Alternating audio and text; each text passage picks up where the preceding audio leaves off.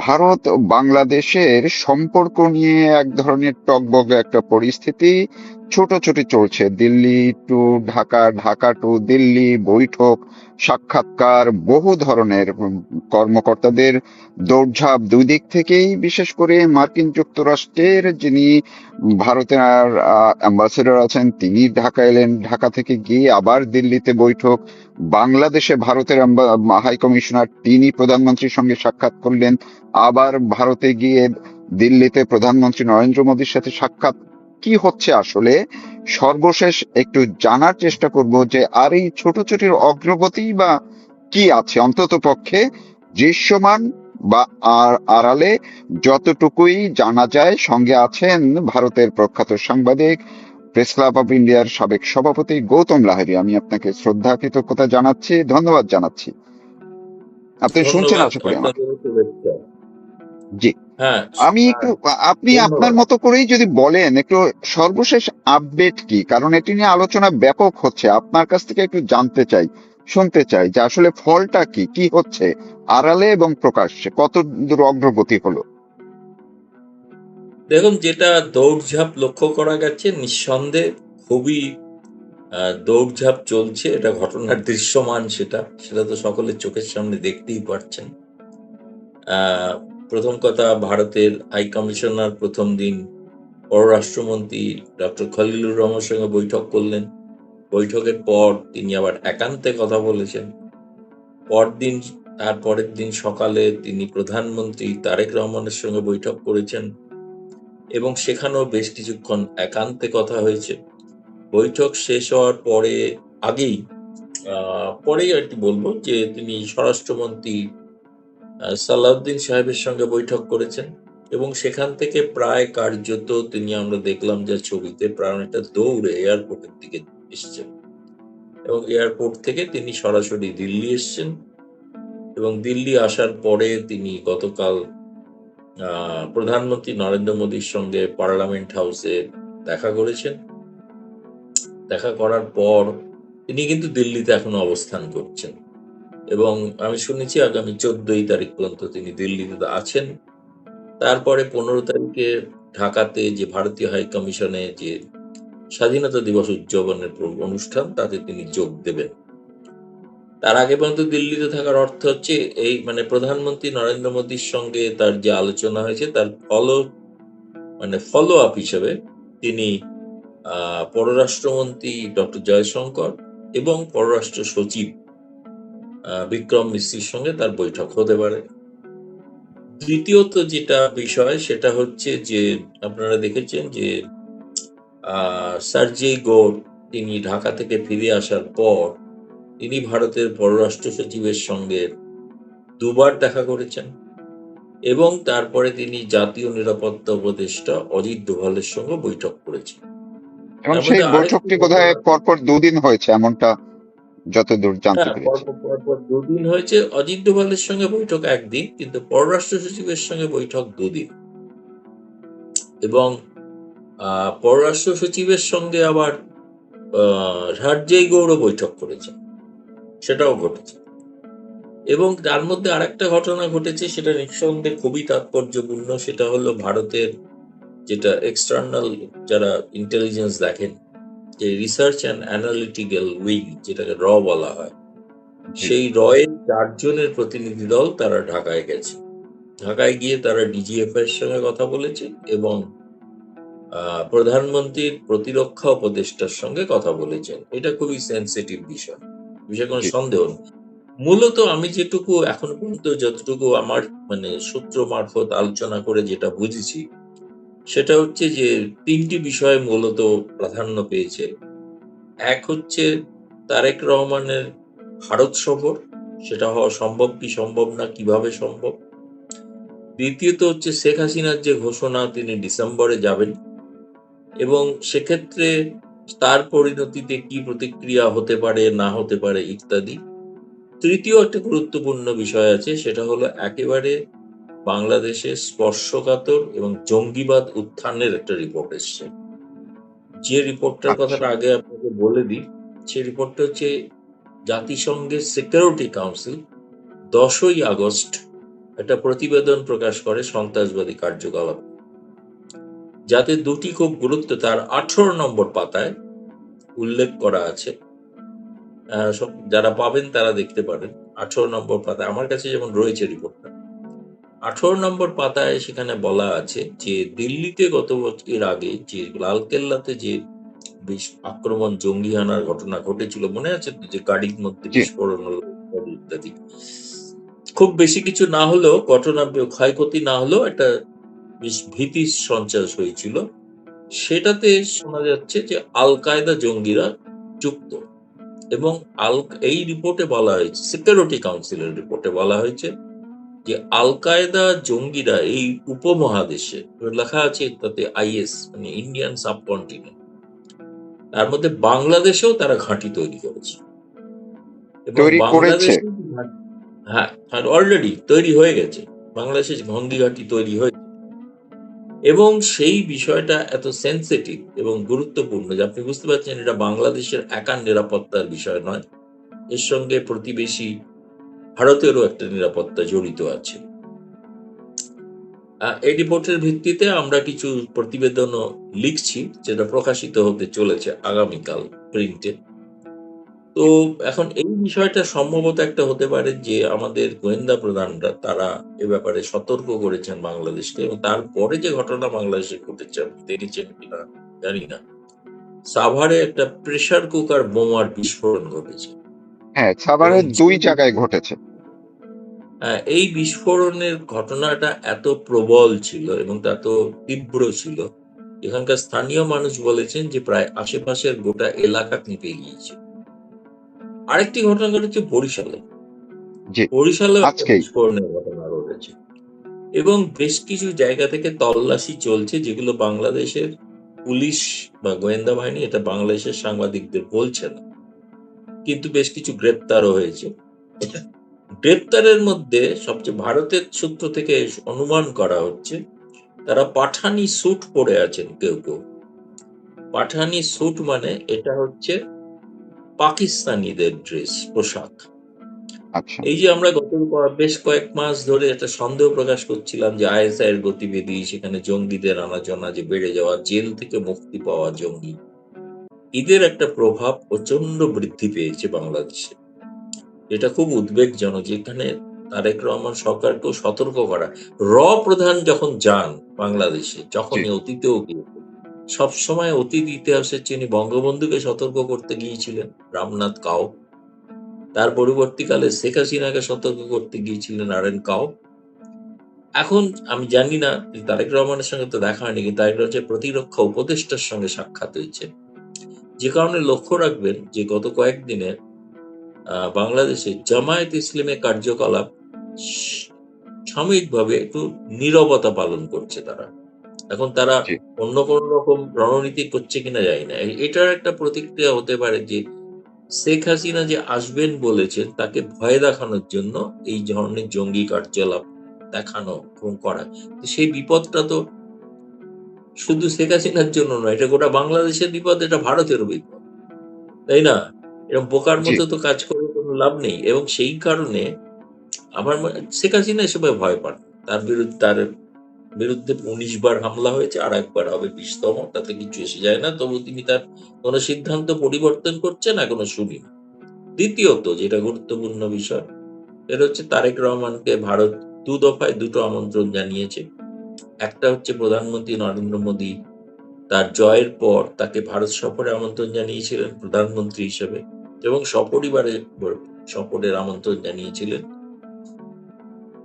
2 হচ্ছে যেহেতু ভারতে ব্রিক্স সম্মেলন অনুষ্ঠিত হচ্ছে, সেই ব্রিক্স সম্মেলনের জন্য একটা আমন্ত্রণ জানিয়েছেন। সেটা যেহেতু তারেক রহমান এখন বিমস্টেকের সভাপতি। আচ্ছা, বিমস্টেক বলে এটাকে বাংলাদেশে একটা নানা রকম প্রচার হচ্ছে, কিন্তু ঘটনা হচ্ছে শুধু ব্রিক্স নয় তো, ধরুন আসিয়ান, জিসিসি, ইউরোপিয়ান ইউনিয়ন, যেগুলো এই ধরনের আঞ্চলিক গোষ্ঠী আছে, তাদের সকলের সভাপতিকেই আমন্ত্রণ জানানো হয়েছে। যেমন ইউরোপিয়ান ইউনিয়নের সভাপতি এখন আয়ারল্যান্ডের প্রধান, ফলে আয়ারল্যান্ডের প্রধানমন্ত্রীকে ইনভাইট করা হয়েছে। এরা অনেকেই হয়তো আসছেন। সেক্ষেত্রে বিমস্টেকের সভাপতি হিসেবে তারেক রহমান যদি না আসেন, তাহলে সেটা অত্যন্ত একটা আন্তর্জাতিক ক্ষেত্রে খুবই নেতিবাচক ঘটনা ঘটবে। কিন্তু তবু সেটা তাদের সিদ্ধান্ত। হয়তো এখন শুনছি যে আমেরিকারও একটা চাপ আছে যে যাতে তারা ব্রিক্সের ব্যাপারে বেশি আগ্রহ না দেখান। কারণ ব্রিক্স জোটটা সম্পর্কে আমেরিকার একটা আপত্তি আছে, না করছে। ভারতের এসবের কিছু এসে যায় না, ভারত এটা করবে। কিন্তু একই সঙ্গে তৎপরতাটার আর একটা কারণ হচ্ছে যে অথচ তারেক রহমান সরকার কোনোভাবেই ভারতকে উপেক্ষা করবেন না। এবং এই এরকম কারণে যদি একটা এরকম একটা বাংলাদেশ থেকে এরকম একটা তথ্য আছে, সেটা হচ্ছে যে এই ভারতে আসা নিয়ে তারেক রহমানের যতটুকু আগ্রহ আছে, কিন্তু খলিলুর রহমান বাধা হয়ে দাঁড়িয়েছেন, এবং এটি নিয়ে তাদের দুইজনের মধ্যে, অর্থাৎ প্রধানমন্ত্রী তারেক রহমান এবং খলিলুর রহমানের মধ্যে একটা বিরোধপূর্ণ অবস্থান, মতবিরোধ তুঙ্গে আছে। এবং তারেক রহমান সর্বশেষ ভারতে এই ব্রিক্সে আসার জন্য আগ্রহ দেখাচ্ছেন, এরকম একটা খবর আছে। আপনি আপনি কি মনে করেন যে এটা কতটা হতে পারে? না, যে আপত্তিটা থাকতে পারে খলিলুর রহমানের, সেটা হচ্ছে ব্রিক্সে আসার ব্যাপারে। জি। কিন্তু দ্বিপাক্ষিক সফর যেটা, এখন যেটা সর্বশেষ পরিস্থিতি, সময় খোঁজা হচ্ছে। এটা মোটামুটি ধরে নিতে পারেন প্রায় নিশ্চিত যে তারেক রহমান ভারত সফর করছেন। এবং করছেন মানে তিনি দ্বিপাক্ষিক সফরে করছেন, ব্রিক্সের সফরে নয়। এই সফরের সময়সূচির মধ্যে প্রধানমন্ত্রী নরেন্দ্র মোদী এ মাসের শেষে তিনি সাংহাই কোঅপারেশনের জন্য কাজাখস্তান যাবেন, সেখান থেকে উজবেকিস্তান যাবেন, তারপরে ফিরবেন। এবং তারপরে 11-12-13 যেহেতু ব্রিক্স সম্মেলন, শিখর সম্মেলন, ফলে সেই নিয়ে তার আগের অন্তত 3-7 ব্যস্ততা থাকবেই। ফলে একমাত্র আমি যেটা উইন্ডো দেখতে পাচ্ছি, অনেকে কেউ কেউ বলেন যে আগস্ট মাসে প্রধানমন্ত্রী সাংহাই কর্পোরেশন যাওয়ার আগেও নাকি ঘটে যেতে পারে, এগুলো কোনো ঠিক হয়নি। কিন্তু সেপ্টেম্বরের প্রথম সপ্তাহটা একটা সম্ভাবনাময় তৈরি হয়েছে। এবং সেক্ষেত্রে সেটা যদি হয়, তাহলে কিন্তু আপনি বুঝবেন যে দুটি ঘটনা। এক হচ্ছে দিল্লিতে যে বাংলাদেশের হাই কমিশনার আছেন রিয়াজ হামিদুল্লাহ, জি। তার মোটামুটি জেনেভা পোস্টিং পাকা, তিনি জেনেভায় চলে যাবেন। কিন্তু যদি আচ্ছা। ব্রিক্স সম্মেলন এখানে হয়, সেখানে তারেক রহমান যদি নাও আসেন, এখন কেউ বাংলাদেশ থেকে প্রতিনিধিত্ব করবেন, সেই কারণে ব্রিক্স সম্মেলন পর্যন্ত রিয়াজ হামিদুল্লাহ কিন্তু থেকে যাচ্ছেন। এবং তিনি, এবং যদি প্রধানমন্ত্রী সফর হয়, তাহলে অবশ্যই তিনি থেকে যাচ্ছেন, চট করে তিনি যাচ্ছেন না জেনেভায়, এরগুলো শেষ হওয়ার পরে যাবেন। আগামী 17 তারিখে তার একটা গুরুত্বপূর্ণ ভাষণ আছে, হয়তো সেখানে কিছু বলতে পারেন। আর 20 তারিখেও আর একটা তার বিদায় সমারোহ আছে, সেখানেও কিছু বক্তব্য রাখতে পারেন। কিন্তু ফলে বলছি, এই যে ঘটনাগুলো ঘটছে, কিন্তু তারেক রহমানের সঙ্গে ভারতের যে একটা, এর সঙ্গে শেখ হাসিনার আমি প্রত্যর্পণ বলছি না, আমি বলছি প্রত্যাবর্তন, যেটা জি। খলিলুর রহমান সাংবাদিকদের ব্রিফ করার সময় ভুল করে প্রত্যাবর্তন বলে ফেলেছিলেন একবার, পরে কারেক্ট করে আবার প্রত্যর্পণ বলেছে। সেই প্রত্যাবর্তনের বিষয়টাও কিন্তু জড়িত থাকবে, অর্থাৎ তার নিরাপত্তা, সেখানে কি হবে। এবং খুব ইন্টারেস্টিং, আপনারা সকলেই হয়তো শুনেছেন, আমিও বেশ চমকিত। সেটা তো হচ্ছে প্রধানমন্ত্রীর তথ্য উপদেষ্টা গতকাল সাংবাদিক বৈঠকে বলেছেন জি। জি। শেখ হাসিনা এলে তাকে সর্বোচ্চ নিরাপত্তা দেওয়া হবে, অর্থাৎ তার অথচ মাত্র জীবনহানির একদিন আশঙ্কা। আগেও তিনি উল্টা কথা বলেছিলেন। হ্যাঁ, তার মানে ধরুন, এটা আমি বলছি যে আমি দোষ দেওয়ার জন্য, কোনো খুঁত ধরার জন্য বলছি না, তারা ডিগবাজি খেলেন, এটা আমি বলতে চাইছি না। আমি বলতে চাইছি এটা স্বাভাবিক বাস্তব ঘটনা। 15-16 বছরের একজন প্রধানমন্ত্রী, তাও মহিলা প্রধানমন্ত্রী, তিনি যাবেন, তাকে সেখানে হত্যা করা হবে। এটাতে তারেক রহমান সরকারের ভাবমূর্তি গোটা বিশ্বে মলিন হয়ে যায়। আপনি তো দেখে শুনেছেন তো পূর্ববর্তী কাহিনী, যে বঙ্গবন্ধুকে যখন পাকিস্তান ফাঁসি দেবে ঠিক করেছিল, তখন কিভাবে আন্তর্জাতিক দুনিয়ায় যারা 71-এর মুক্তিযুদ্ধের বিরোধিতা করেছিল, তারাও বলতো সেটা চাই যে বঙ্গবন্ধুর ফাঁসি হোক। তিনি গেলেন কোথায়? সেই যুক্তরাষ্ট্রের সহযোগী যুক্তরাজ্যে গিয়েছিলেন, তাই না? লন্ডনে জি। গিয়েছিলেন, সেখান থেকে ভারতে আসেন। যে ফলে এই এমন এমন ঘটনাটা একটা কোনো কারণেই কিন্তু আমার মনে হয় না, সেই কারণেই তারা হয়তো এটা এই বার্তাটা তারা অন্য কেউ দেননি, এটা কোনো পররাষ্ট্র মন্ত্রণালয় থেকে না, কিন্তু প্রধানমন্ত্রীর তথ্য উপদেষ্টা, আমি জানি না আজ পর্যন্ত তিনি এটা খণ্ডন করেছেন কিনা বলতে পারবো না, তিনি